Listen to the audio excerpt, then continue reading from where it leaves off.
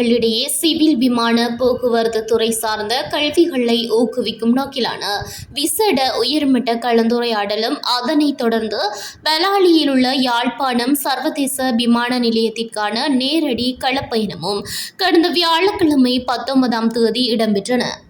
துறைமுகங்கள் மற்றும் சிவில் விமான போக்குவரத்து அமைச்சர் கௌரவ அனுர கருணாதிலக, துறைமுகங்கள் மற்றும் சிவில் விமான போக்குவரத்து கௌரவ பிரதி அமைச்சர் பொறியியலாளர் ஜனித ருவன் கொடித்துவக்கு, அமைச்சின் செயலாளர் WWS மங்கள, சிவில் விமான போக்குவரத்து அதிகார சபையின் தலைவர் சுனில் ஜெயரத்ன மற்றும் சிவில் விமான போக்குவரத்து அதிகார சபையின் பணிப்பாளர் நாயகமும் பிரதம நிறைவேற்று அதிகாரியுமான கேப்டன் தமிந்த ரம்புக்வெல்லா ஆகியோரை உள்ளடக்கிய உயர்மட்ட குழுவினர் வடக்கு மாகாணத்துக்கு வருகை தந்திருந்தனர்.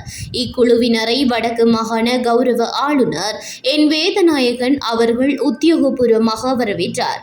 இதனைத் தொடர்ந்து அமைச்சர், பிரதி அமைச்சர் மற்றும் ஆளுநர் ஆகியோரின் தலைமையில் வடக்கு மாகாண இளைஞர்களிடையே சிவில் விமான போக்குவரத்து துறை சார்ந்த கல்விகளை ஊக்குவிப்பது மற்றும் அதற்கான புதிய வாய்ப்புகளை ஏற்படுத்துவது தொடர்பான விசேட உயர்மட்ட கலந்துரையாடல் ஆளுநர் செயலகத்தில் நடைபெற்றது.